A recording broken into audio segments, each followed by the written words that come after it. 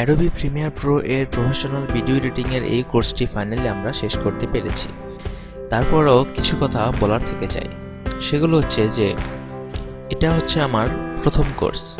মানে এর আগে আমি কখনো কোনো কোর্স বানাইনি। রেপ্টোর জন্য এই প্রথম আমি এই কোর্সটি ক্রিয়েট করলাম। আমি হয়তোবা এই কোর্সটি করার সময় অনেক কিছু মিসিং করেছি বা এমন কিছু কথা বলেছি যেগুলো হয়তোবা আপনি ক্লিয়ার বুঝতে পারেননি বা আমার উচ্চারণেও হয়তো সমস্যা ছিল।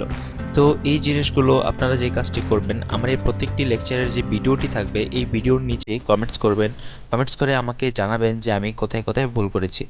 তো আমি যদি আপনাদের কাছ থেকে জানতে পারি যে আমি আসলে কোথায় কোথায় ভুল করেছি, তাহলে সেটা আমার জন্য সুবিধা। কারণ আমি যদি না জানতে পারি আমার ভুলগুলো, আমি আমার এই কোর্সের মধ্যে কি কি ভুল করেছি এগুলো যদি আমি না জানতে পারি, তাহলে আমি এটি শুধরাতে পারবো না। আপনারা যদি আমাকে বলে দেন বা আপনারা যদি রিপোর্ট করেন, তাহলেই আমি এই জিনিসগুলো জানতে পারবো। এবং হচ্ছে যে যদি আমি কোনো ভালো কিছু বলে থাকি যেটি আপনার খুবই ভালো লেগেছে, এই জিনিস খুবই ভালো বুঝেছেন, সেটাও জানাবেন। কেননা আপনাদের এই ভালো কিছু ফিডব্যাক দেখার পরেই আমরা আরও ইন্সপায়ার হই। তো সবচেয়ে বড় কথা এটাই যে আমার যে ভুলগুলো ছিল বা আপনারা যে জিনিসগুলো বুঝতে পারেননি, সেই পয়েন্টগুলো মার্ক করে কমেন্টসের মধ্যে জানাবেন। আমি আপনাদেরকে সর্বোচ্চ চেষ্টা করব এই প্রবলেমগুলোর সলভ করার জন্য। সেটা হয়তো বা ফোনেও হতে পারে, তারপর চ্যাটিংয়ের মাধ্যমেও হতে পারে, এরপরে আপনার কমেন্টসের মাধ্যমেও হতে পারে।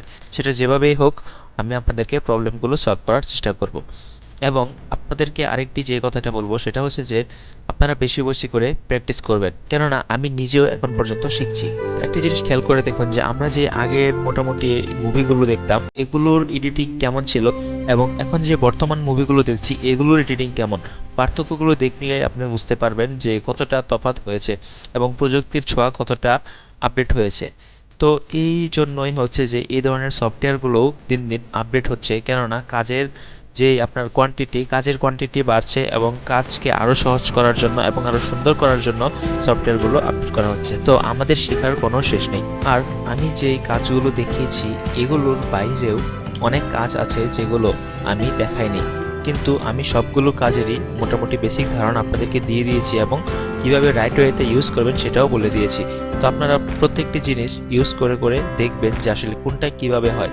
আপনারা নিজেই প্র্যাকটিস করে ভালো কিছু, হয়তো আমার থেকেও ভালো কিছু আপনারা তৈরি করতে পারবেন, ভালো কোনো ভিডিও এডিট করতে পারবেন। এবং সবচাইতে বড় কথা হচ্ছে একটি কাজ অনেকভাবেই করা যায়। মেন কথা হলো যে আউটপুটটা কী চাই সেটাই আসল কথা। ধরুন আমাকে একটি ক্লায়েন্ট একটি কাজ দিল, এই সেম কাজটা যদি অন্য কাউকে দেওয়া হয় ভিডিও কিন্তু সেম, কিন্তু আমি যেই প্রসেসে কাজ করেছি সে অন্যজন হয়তোবা এভাবে কাজ নাও করতে পারে। তার মানে এটা মনে রাখবেন যে একটি কাজ অনেকভাবেই করার ওয়ে থাকে, কিন্তু সেটা কিভাবে করবেন, কতটুকু সহজে করবেন সেটাই সম্পূর্ণ আপনার উপর ডিপেন্ড করে। আপনি কিভাবে আপনার ক্রিয়েটিভিটি দিয়ে এই কাজটিকে খুব সহজে করতে পারেন।